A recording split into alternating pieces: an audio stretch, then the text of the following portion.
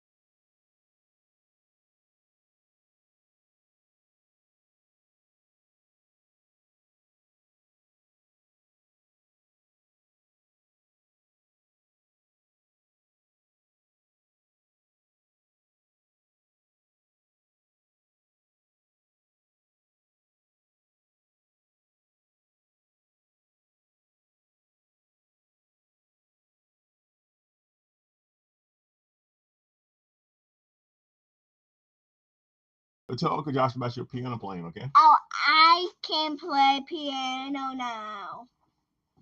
What's your favorite song? I don't know.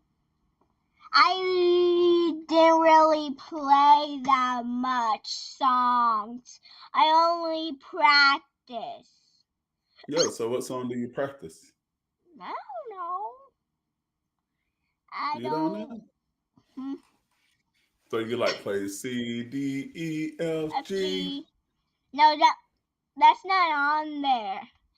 It has Billie Eilish, Believer. Oh, like first thing first. This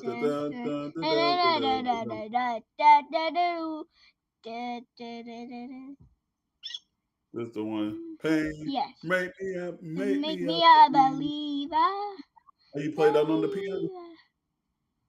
We're downstairs and there's no piano and I can't take this upstairs, so I can only play upstairs. Where's the piano? Is it in your room or where? Upstairs in the chill room. Oh, in the chill room. That's cool. That's What what is y'all call Tracy it. doing? Trying to go to sleep. Why can't? Why she always mind her business instead of playing? Well, she played every once in a while, but we just finished our walk, so she's so typically at this time Okay, around so eight Uncle Josh, it thirty. That's works. whenever she go Huh? to bed. So it works, Uncle Josh. What? It's working. It's working, Uncle Josh. Huh? It works, Uncle Josh. What? It's working. It's Oh, working, that was. Uncle Oh, you were Josh. recording. All right, Josh, I just sent you the link. Audio. What are you telling me? You just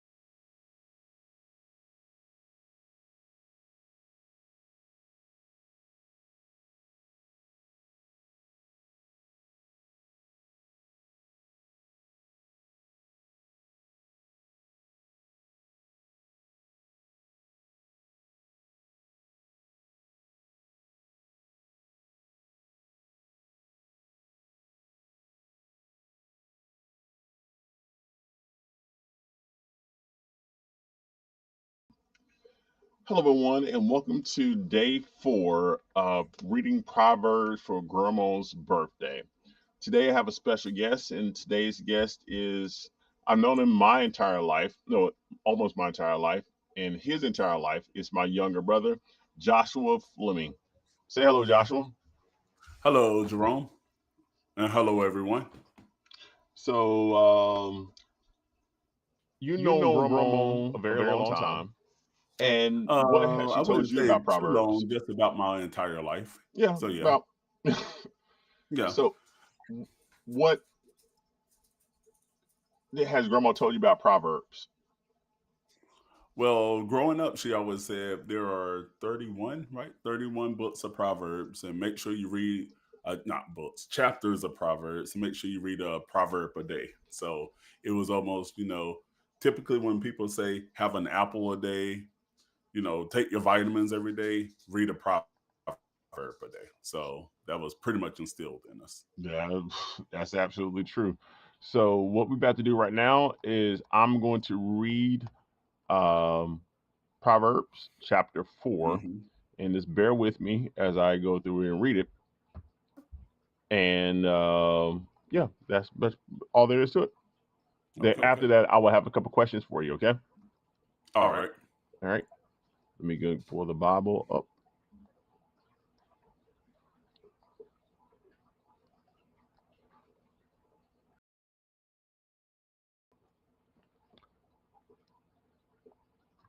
Listen to listen, my son, to a father's instruction. Pay attention and gain understanding. For I give you sound teaching. Do not abandon my directive. When I was a son to my father, tender, the only child of my mother, he taught me and said, let your heart lay hold of my words. Keep my commands and you will live. Get wisdom, get understanding. Do not forget my words or turn from them. Do not forsake wisdom, and she will preserve you. Love her, and she will guard you. Wisdom is supreme. So acquire wisdom, and whatever you may acquire, gain understanding. Prize her, and she will exalt you. If you embrace her, she will honor you. She will set a garland of grace on your head. She will present you with a crown of beauty. Listen, my son, and receive my words, and the years of your life will be many. I will guide you in the way of wisdom. I will lead you on the straight paths. When you walk, your steps will not be impeded. When you run, you will not stumble. Hold on to instruction. Do not let go.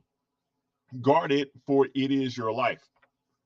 Do not set foot on the path of the wicked or walk in the way of evildoers. Avoid it. Do not travel on it. Turn from it and pass on by. For they cannot sleep unless they do evil. They are deprived of slumber until they make someone fall. For they eat the bread of the wickedness and drink the wine of violence. The path of the righteousness is like the first gleam of the dawn, shining brighter and brighter until midday. But the way of the wicked is the darkness of gloom. They do not know what makes them stumble. My son, pay attention to my words, incline your ear to my sayings. Do not lose sight of them, keep them within your heart, for they are the life to those who find them and health to the whole body. Guard your heart with all diligence, for far, excuse me, for from it flows springs of life. Put it away deception from your mouth. Keep your lips perverse speech. Let your eyes look forward. Fix your gaze straight ahead. Make a level path for your feet, and all your ways will be sure. Do not swerve to the right or to the left. Turn your feet away from evil. And that ends the chapter. Joshua, did you read along or you just listen? I can't hear you. Yeah, a little bit of both. Okay, okay, I no problem. listen and Okay. So I have just a few questions for you. But first, before I begin the questions, how are you doing today? oh, doing well. I'm doing very well. Just editing some videos and making music. That's what I love to do. No, that's cool. So the first question I have into for you is, how would you describe the main message of this chapter in your own words? In my own words, from this chapter is pretty much saying that listening is really not optional. It's pretty much survival. It sounds like a father is encouraging his son, daughter, and just putting out their encouragement about wisdom. Just that wisdom is important. That pretty much stay away from those things. Stop. Don't flirt so much with those things that is unwise. Because whenever you, like the old saying says, whenever you lay down with the dogs, don't be surprised if you get up with fleas. I might be paraphrasing there, No, no, yeah, but yeah. You lay down with oh, the dog, get a is that what disease. they say? No, no, you Yeah, lay down going with dogs, get it with fleas, and I add another part to that, but it rhymes, so it makes sense to me. yeah, and with all of that, like wisdom, whenever you really have wisdom, you're protected from all different areas in your life.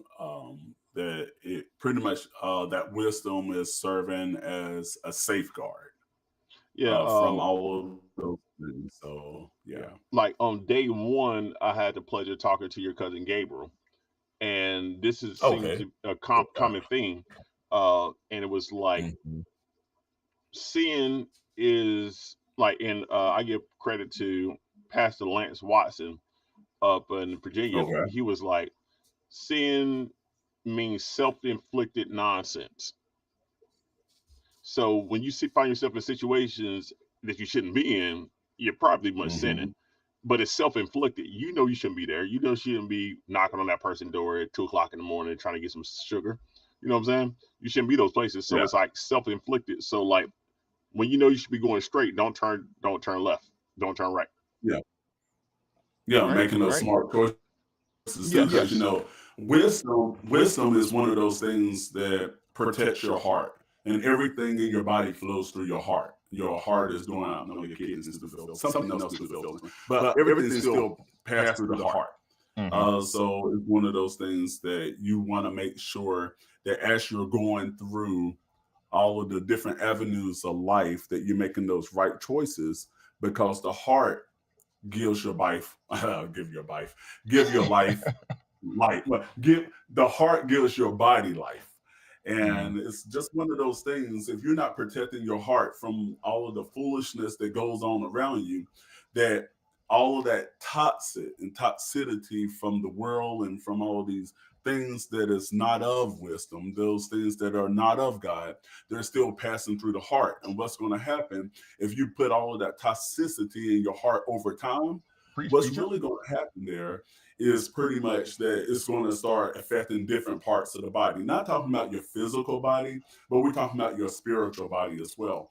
So if you're not guarding yourself and safeguarding, that's why I said wisdom in this chapter is pretty much saying that you have to know, like mama always used to say and grandma used to say, that you got to know right from wrong. Yeah, We would we say, used to well, like we used right to is be that like right, so the other right, way must be wrong, wrong. right, wrong. Yeah, Yeah. yeah. So you just got to really embrace yourself and stay disciplined. Stay disciplined, and that way, I'm jumping a scripture here where it No problem. says, "But whenever you do that, goodness, where it says, grace and mercy shall follow you Your all the grace days of and your life." mercy. So yeah, so I'm not like rewriting scripture here, but I'm just going to put a pin in it, and where it says, "Grace and mercy shall follow you." That if you make those wise choices, not only grace and mercy, but that wisdom and all of those things from wisdom and all of the fruits the of your labor, the fruits of you actually making those wise choices, the fruits of, like Ramon said, read Proverbs every day. All of that is going to start lining up. So remember, all of that passes through the heart, and you're going to start seeing the fruits of the labor in your finances, in your family. When people go, that it's going to be like, there's something different because you got to be wise. So yeah, I'm just going to put a pin in it right there. Put a pin in it. Yeah. Okay. Next question I have for you is dealing with how do you decide which advice to follow in your life right now? Whew, okay.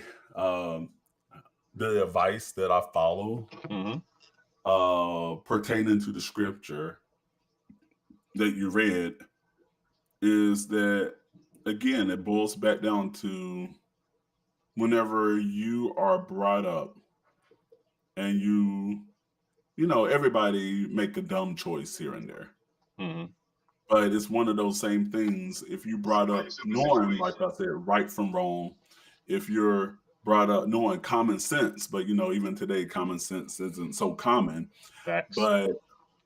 But it's like you have sometimes whenever I feel like, okay, I want to do this other than that, and you feel that little nudge in the inside of your spirit. Some people say it's discernment. Some people say that they say it's all type of things, but I'm a firm believer that that is the Holy Spirit saying, hold on, boy, I'm trying to give you, we're talking about wisdom today, that wisdom. So whenever I make choices, following that inner voice inside of your head, you have to stay on the path because, like the path, whenever you're know that you're making the right choice and not following your head, but following the head that's on your shoulders, that things are Mm. really, that like the old hymn say, "Oh, how bright the path it grows from day to day, leaning on the everlasting arms. I have blessed peace with my Lord so near." So you're just pretty much making sure that you're doing the old bracelets that we used to wear that said JJ, What what would was Jesus it? do? Yeah, that one, the acronym. But it's just one of those things. A lot of times before I make decisions, even as we're dealing with Lizzie, Jesse, Keisha, I mean, even Gracie back there, the poodle that's back there asleep. Uh, I never ever make decisions off of the whim. Even if I step away from the situation for 5 minutes, if I step in a room and there's a lot of chaos and people, Jerome, you always have those people who just want to keep up mess. Yeah. They Yeah. fester in chaos. But even with those type of people, I am slow to respond, where I take a step back and run scenarios in my head to make sure that the choices that I make, the words that I speak, that it's not being said out of anger, but it's being said out of reason.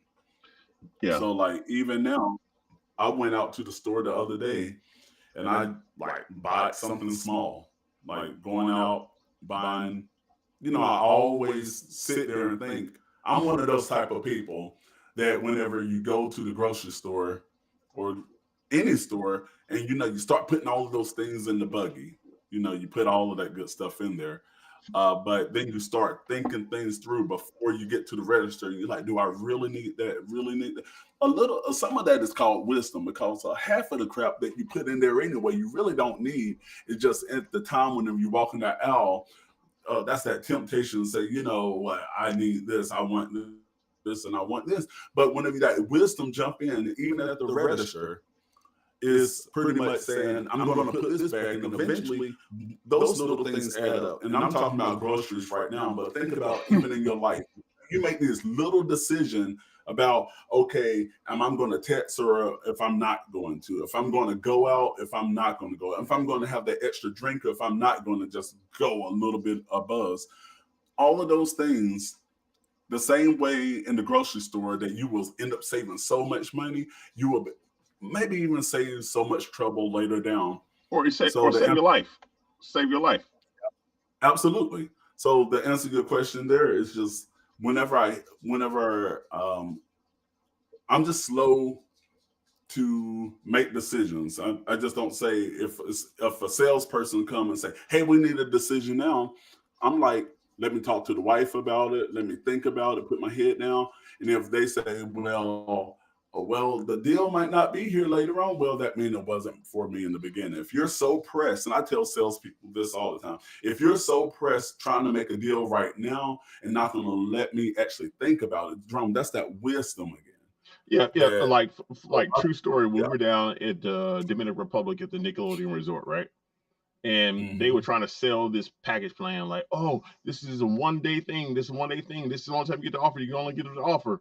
Then I was like, well, if it's so good today, why won't it be good tomorrow? And what about Mm-hmm. next week after I have time to sleep on it? Well, like you don't understand. No, I completely understand what you're saying.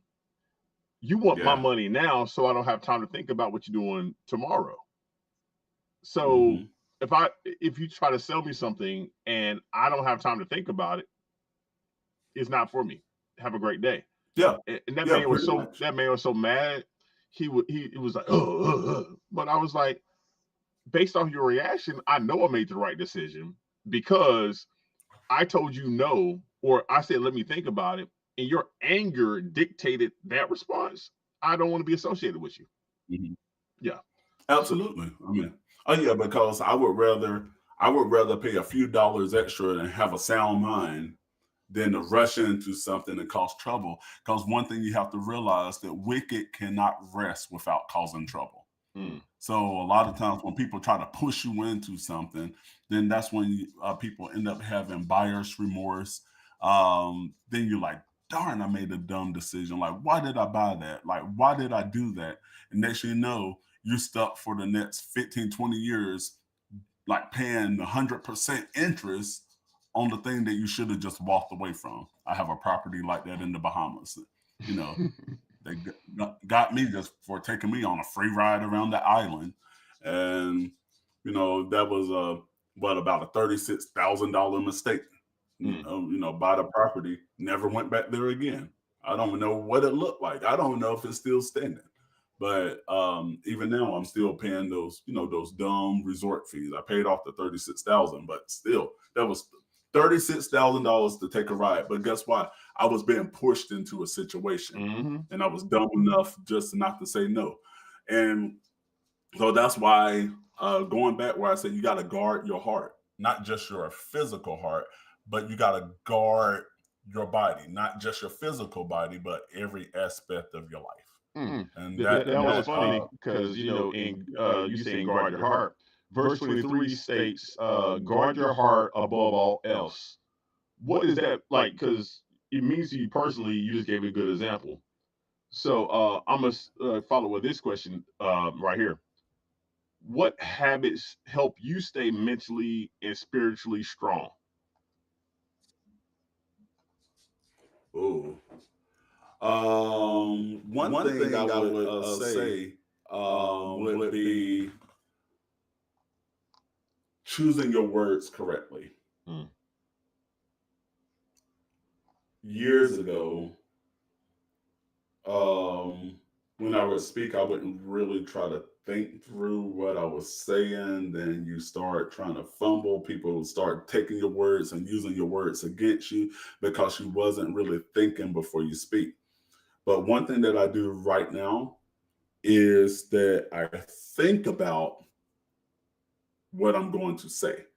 I just don't just start going out on a whim, especially like I said, that how you run into people who fester in chaos, that they would use one word, and especially being in the profession that I'm in, dealing with parents all day long of children, that they will always try to find some little loophole to get your words twisted up. So it's like one of those things that people say what you mean and mean what you say. You The know, first time. uh, Yep. like yeah, first whenever I started off in my career, I was trying to be so politically correct. And it was like, okay, well, let me not say it like this. Let me say it this because you want to worry about what this sound like, or worry about this feeling, or worry about that.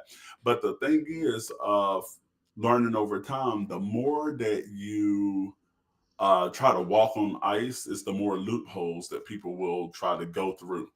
But once out of love, not insulting or anything like that, but out of love, you mean what you say and just put a period in it.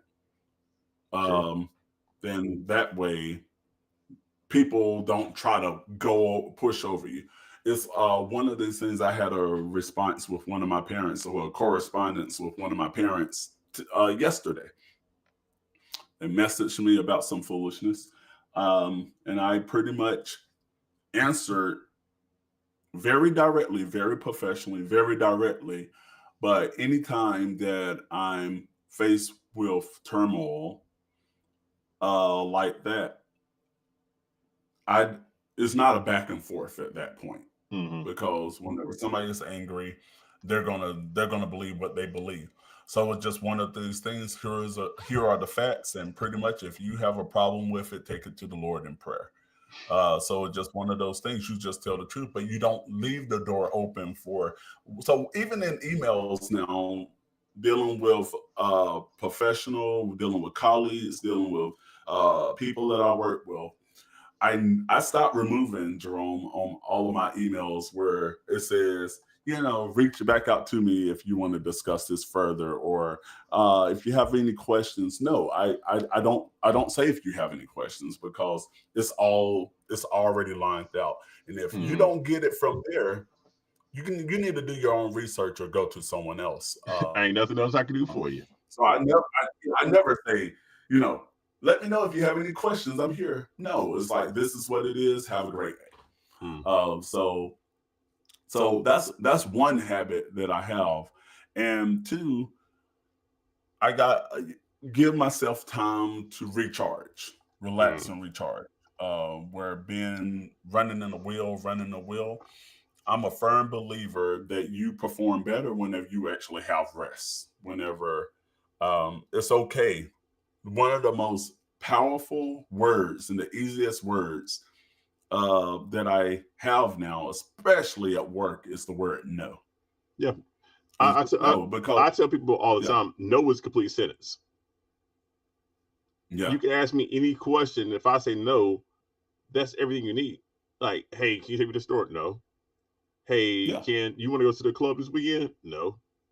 I don't have to explain anything else beyond that. I don't have to say anything, but I don't have to preface it by saying anything. It's like, if you learn how to use the word no, it will save you so much stress. It will make your life so much easier. mm-hmm, And anytime somebody comes with a follow up, be like, okay, that's your response to my complete sentence, which was the two letters, no. yeah. Yep. Yeah, So one question uh, that people need to ask themselves, and I ask myself every single day, is pretty much one of those things. What actions do I need to do today that will protect my peace? Because, like I tell people, what you see is in public from me is what you get behind closed doors. I don't have a Absolutely. public opinion. I don't have a public persona and a private persona where you have people. And I'm not saying, I mean, if people go through this, I mean, that's them. I'm not here to judge, but how you tell some people that they put on a public persona Hmm. because they want to just seem like everything is peachy and creamy, but then they go behind closed doors, then they just Totally different empty on the person. inside. Yeah. Yeah. Yeah. So, but it's like that with me. It's like that whenever you see Keisha, for those of y'all, if you're watching and you don't know that, that's my wife. Like how you see us, if we're cracking jokes out in public, when we get home, it's the same way. It's not like, okay, that switch is off, this one's on, and we just start screaming and yelling at each other and throwing stuff. It's not like that. And, and that point of your life comes from asking yourself that question: what do I need to do today? What actions do I need to take today that's going to protect my peace, not only tomorrow, but the day after tomorrow, the day after that, the day after that? And all of that is all grounded in wisdom, because the foolish man thinks minute to minute, but the Facts. wise man will think future. So whenever I make those decisions, it's like, hey, if I do this, how is that going to affect not just tomorrow, but what position is that going to put me in next month, next year, 5 years from now? Yeah. So yeah. One thing that you said that I like piggyback on is how the public persona and private persona. The reason Mm-hmm. why I don't do, I mean, if you know me, you know me. You know me inside and outside. The reason why is I don't like lying. I don't lie. I can't lie. The reason I can't lie because I don't want to, and the reason that is too much work. At the end of the day, if you lie, because I was talking to grandma yesterday, and she was talking about how one of her uncles lied all the time, and he lied in order to get you to believe it. He kept saying whatever it took in order for you to get to believe his lie. And she was like, this other person would say a lie, but that's up to you, Billy. You believe it or not. I'm the type of person Mm-hmm. is that I am going to tell you the truth. Because one, the truth is always funnier than any lie you could ever tell. And two, it's It's not my not my responsibility responsibility to to shield shield you you from from the the truth. truth. And if like the public and private personas you're talking about, if you don't like me, Mm-hmm. you don't like me. That's not that ain't got nothing to do with me. That's to do with you. So I completely agree with that. I just got two more questions for you, Joshua. Uh, Next question Okay. is, where do you feel like God is leading you right now? Whew. Whew. It's a deep question. Right Right now. now. Right now. Yeah, Yeah, that's right yeah. now. Um, to be the best version of me that I possibly can be. So stop being mean to your older brother. Nice.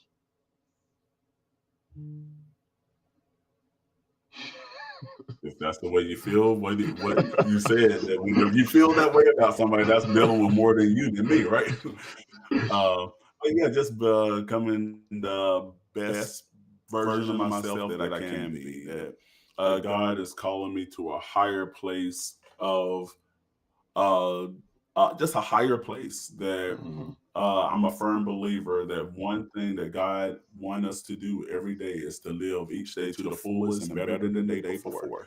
And that is making those wise decisions, not going off,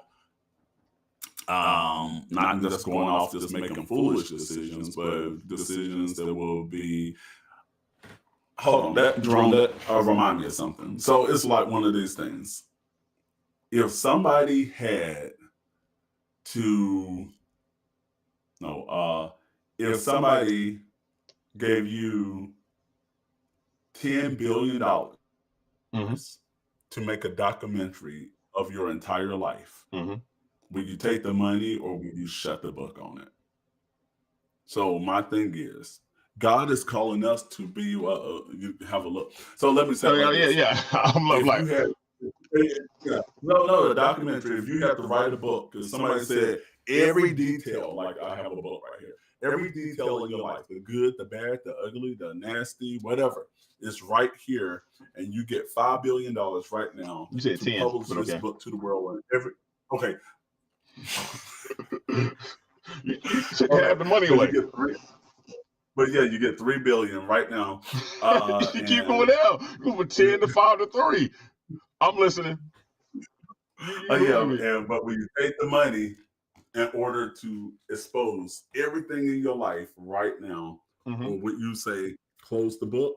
I won't take the money. You seal this. No one will ever see it. So God is calling us to write a story that we're not ashamed of. Mm-hmm. That's what I'm saying. So what is God? You said, what is God calling me to? To live the life to my fullest, and something that is something that is not only pleasing to the world, but something that is pleasing to Him. God want like devotional time. He want like us to learn from our mistakes, to actually build on that.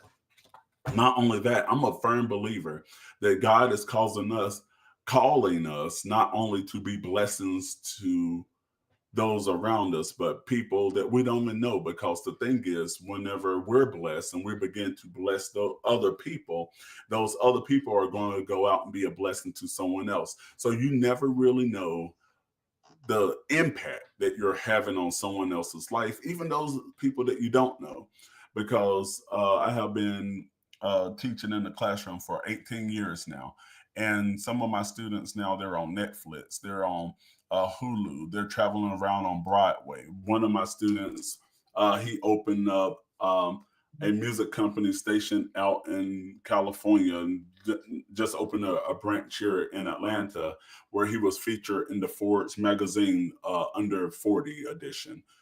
So just think that although they're out there touching millions of lives, one of my students, he plays on different movies like The Black Phone, Dolly Parton's Christmas, and stuff like that.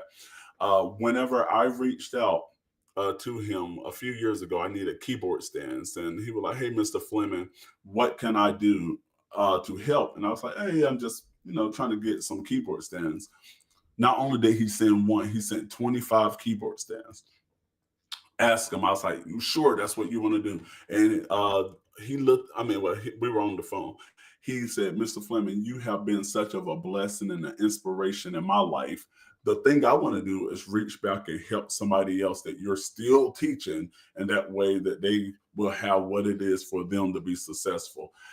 So that's one of the things that God is calling for me in my life, is that not only am I looking out for me and my house, but to bless those around me, because they will be a blessing to someone else, and they will be a blessing to someone else. And that's when you start leaving a legacy, because now you are not just changing your household, but you're making a change in the world.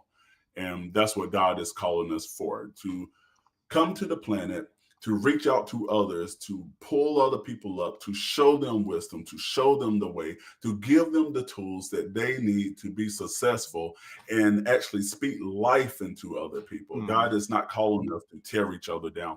God is not calling us to just run havoc and just be nasty and just be mean to people. But God is really calling us to love each other.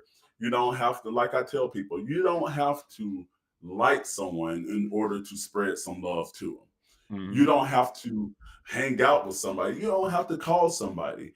But there's an old song that says, "But they'll know that we are Christians by our love, the way that we walk, the way that we talk, the way that we just carry on in our life." Because you always got to realize that sometimes that people feel that they have it bad. People feel like, "Oh, my life is work." But you have billions of people out there who will look at you and say, that's the shoes that I want to be in. That's where I want to be with my life. That's the life that I want to live."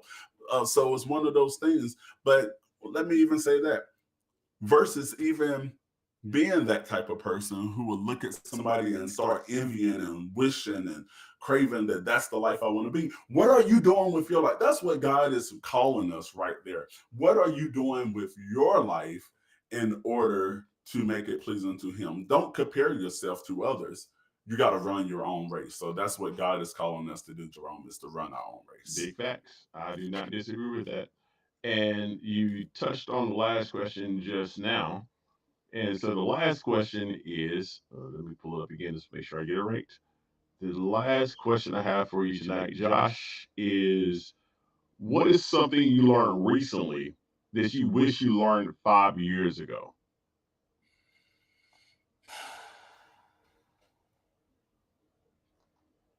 Recently, as in how recent?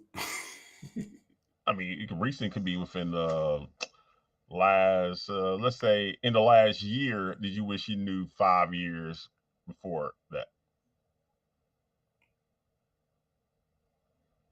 I mean, not to brag on you, That's you were teacher of the year at your school, right?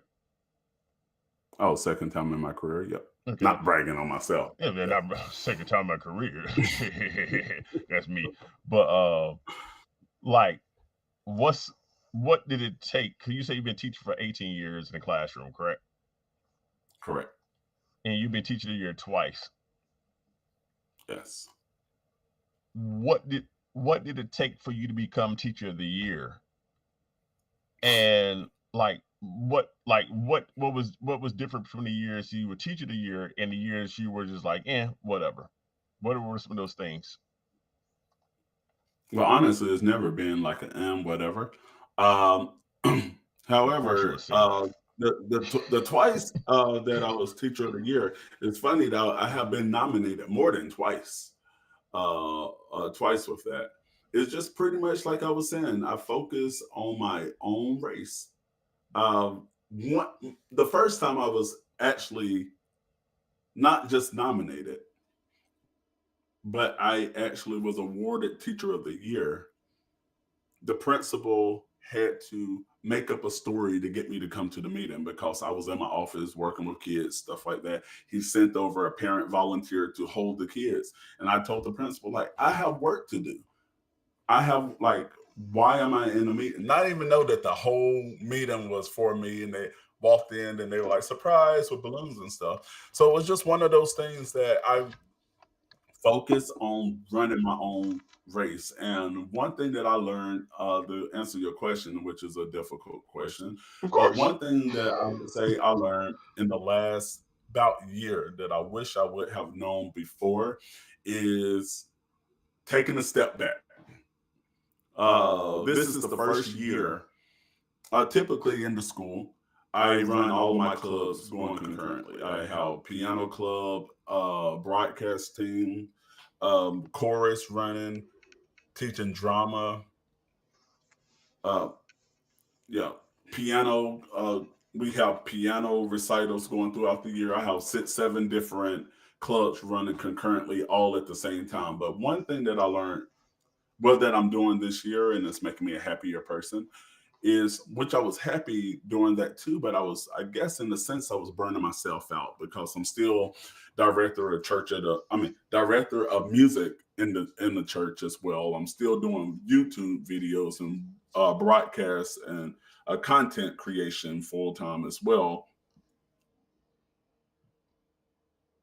Still full time dad to two daughters, one in high school, one in middle school, and they have a busy schedule with marching band and extracurricular activities, basketball, all of the stuff that's happening at the same time. Where Jessie, my youngest, that she's playing saxophone, uh, violin, she's taking drum lessons, she's taking piano lessons, all at the same time. So shuffling them, I mean, her from activity to activity, and with Lizzie being in the basketball, being in the marching band, being on the Black History Bowl at her school. And I'm juggling all of that around too. Then still got to walk the dog over here 3 times a day and get all of her shots taken care of. And I was doing all of this at the same time. So one thing that I have learned in the last year is to slow down, take your time. So even now, what I'm doing is like my chorus is running for 3 months, drama is running for 3 months, piano is going for 3 months, and already I'm chopping stuff up. At the church now, what I decided to do, I'm not playing every Sunday. I'm allowing myself a Sunday a month, and that way I recharge, get to go just worship with the family, take it all in. So that's one thing that I wish I would have even started earlier. And plus, automate things on YouTube doing batch recording versus recording, put it out. Okay, I got to do another video. Okay, I have 5 hours today. Let me go on and just record 3 different videos and go on and schedule those. So content is still going out every day. Well, video Something like once that. a week. Yeah, shorts are going out every other day. But I'm not sitting there staying up at 12 midnight, 1, 2 in the morning. So just I think I'm going in a circle here right now with this response. But if I I would got have you. to sum it up, is giving myself some time. It look like the dog trying to get out too. Yeah, the dog trying to escape. Okay. All right. So I would say thank you for listening to me read Proverbs chapter 4 with you and your wonderful responses. What Grandma said was for us to not only read Proverbs, but have a discussion about Proverbs so we can see how it impacts our lives versus just reading something and going about a day. Would you like to say anything I in closing? Well, Jerome, thank you. I've really enjoyed the conversation. I didn't know what to expect. Yeah, you never know. You know For me your whole life. no, for your audience there, for your audience to know that you called me like right before we went on and say, Yeah, hey, well, we could I talk called this you week. about And I didn't, 5 o'clock. I didn't Come know on it now. was YouTube. I didn't even know I was going to be sitting on here live. Just thought we were just going to be talking. No, we But were I just enjoyed talking, it. It and the was a world's great watching. experience. All right, but I will Yep. talk to you later. Yeah. So thank you very much, and I'll bug you later.